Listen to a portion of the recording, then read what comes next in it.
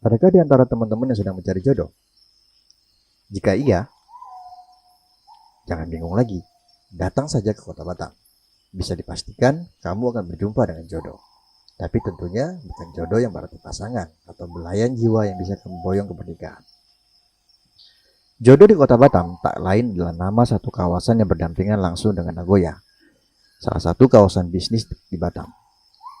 Jodoh sendiri merupakan nama sungai yang membelah kawasan yang terkenal dengan pasar barang second asal Singapura.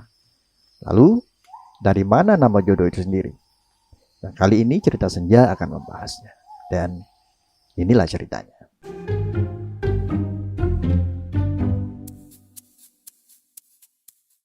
Dalam satu sumber, disebutkan penyebutan nama Sungai Jodoh bermula dari sebuah kisah tentang seorang gadis yatim piatu zaman dahulu. Disebutkan pada suatu desa di pedalaman Pulau Batam, gadis ini bernama Mah Bongsu. Mah Bongsu merupakan seorang pembantu rumah tangga dari seorang wanita yang bernama Mak Pia. Mak Pia juga memiliki seorang anak gadis yang bernama Siti Mayang. Suatu ketika, Mah Bongsu pergi ke sebuah sungai untuk mencuci pakaian. Di sana, ia bersua dengan seekor ular. Dan yang mengherankan, ular tersebut tidaklah ganas. Ia berenang ke sana kemari menunjukkan luka di punggungnya. Karena merasa iba dan kasihan, oleh Mah Bongsu, ular tersebut dibawa pulang ke rumah untuk diobati. Dan dalam sekejap, Mah Bongsu menjadi kaya raya. Kekayaan Mah Bongsu turut membuat majikannya Mak Pia iri dan dengki. Mah Bongsu kini terkenal sebagai orang kaya yang dermawan, tak segan mengulurkan bantuan bagi warga desa yang membutuhkan. Dalam perawatan Mah Bongsu, ular tumbuh sehat dan besar.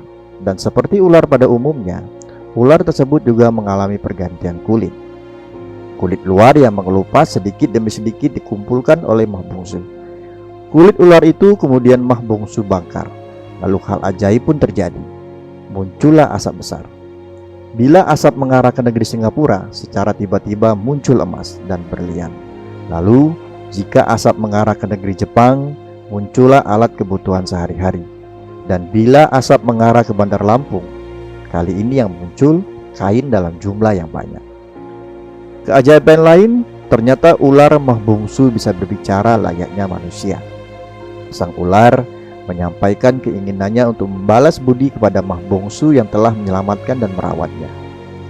Hanya dengan menanggalkan kulitnya, sang ular itu kemudian menjelma menjadi pemuda tampan dan menyatakan keinginannya untuk melamar Mah Bongsu. Sementara itu, kulit ular tersebut berubah menjadi sebuah gedung nan megah yang terletak di depan pondok Mah Bongsu. Tempat itu dikenal dengan nama Tiban. Berasal dari kata ketiban yang berarti kejatuhan keberuntungan atau mendapat kebahagiaan. Dan akhirnya Mah Bongsu menerima pinangan pemuda tampan tersebut. Dan berdasarkan legenda, konon sungai yang menjadi tempat pertemuan Mah Bongsu dengan ular sakti yang kemudian berubah menjadi pemuda tampan itu dipercaya sebagai tempat jodoh.